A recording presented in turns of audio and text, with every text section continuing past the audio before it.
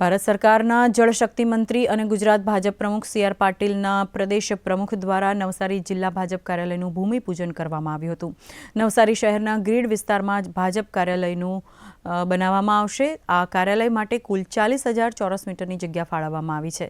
6,000 ચોરસ મીટરમાં આરસીસી ભૂકંપ પ્રૂફ બાંધકામ થશે, જેમાં સેલર પાર્કિંગ અને સ્ટોર રૂમ બનાવવામાં આવશે અને અંદાજિત 1 વર્ષના સમયગાળામાં આ કાર્યાલયનું બાંધકામ પૂર્ણ થશે।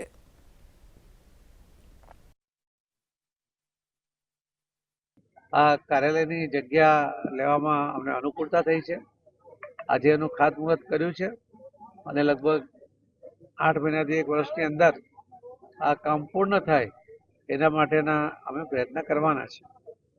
આ કમલમ એ ભારતીય જનતા પાર્ટીના કાર્યકર્તાઓ લોકોના સહકાર માટે, લોકોની અનુકૂળતા માટે માનનીય પ્રધાનમંત્રી શ્રી નરેન્દ્ર મોદી સાહેબની અને રાજ્ય સરકારના મુખ્યમંત્રી શ્રી ભૂપેન્દ્રભાઈ પટેલ એમના યોજનાઓનો લાભ લોકોને મળે એના માટે માધ્યમ તરીકે કામ કરશે।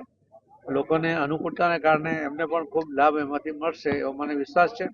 આજે હાઈવેની નજીક આ કાર્યાલયને કારણે આખા જિલ્લામાંથી પણ લોકોને અહીંયા આવવું અને પાર્કિંગની વ્યવસ્થા સહિત બધી અનુકૂળતા રહેશે।